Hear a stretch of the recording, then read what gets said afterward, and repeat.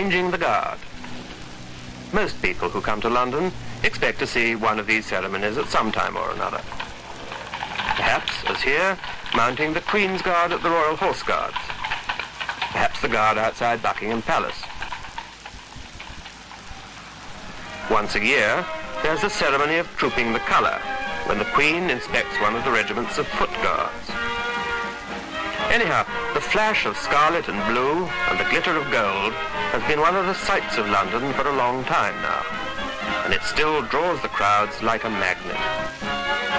But however much the crowds come to enjoy the clockwork precision of their drill, the officers and men of the Household Brigade are not toy soldiers. Behind the glitter of the parade lie centuries of some of the world's toughest soldiering.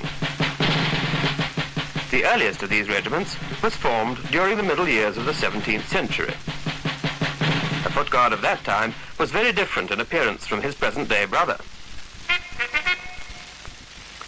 The Guard's battle honours read like a roll call of heroes. Malplaquet, Oudenarde, Ramillies, Blenheim.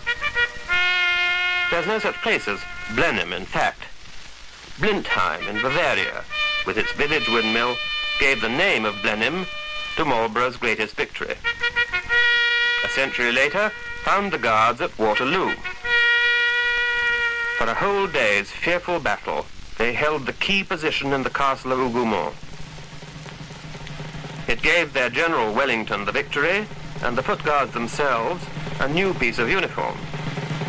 They adopted the massive bearskin hats from their adversaries, the French Grenadiers. They've worn them ever since.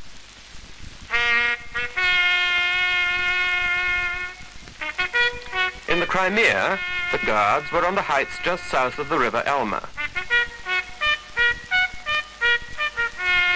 From this battle came 13 Victoria Crosses, the highest award which a British soldier can receive.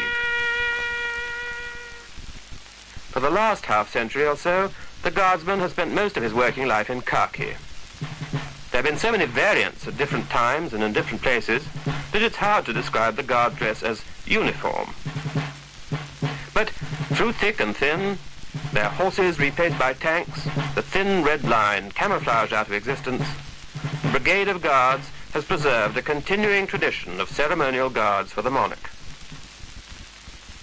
Before a trooper goes on parade at the Horse Guards in Whitehall, there are 38 pieces of kit and equipment to be brought up to the mark. Belts, straps and gloves must be white as marble, leather to be gleaming, boots, horsehair plume for the helmet, tunic. Each regiment has its distinctive uniform. Red cloaks, white plumed helmets and white saddle covers for the Life Guards. Blue cloaks, red plumes and black saddle covers for the Royal Horse Guards. There's the gleaming steel of the breastplate, front and back, which will catch the sun and dazzle the crowds on the way down the Mall. The Foot Guards do without the breastplates, but you can tell their regiments by the number of buttons on the tunic. A continuous line of buttons for the Grenadiers. Pairs for the Coldstream. Groups of 3 for the Scots Guards. 4 for the Irish. 5 for the Welsh. Each regiment has a different badge. The Scots use a thistle. The Irish a shamrock. And the Welsh a leek. While the 4 others use a variation of the royal emblem, like a sunburst itself. But underneath the weight of tradition and training, there's always a man. When he gets out of his uniform, he's strangely like other young men. Perhaps a little tidier, perhaps a little more upright, but really much like you or me. Oh well, a uniform does a lot for a man.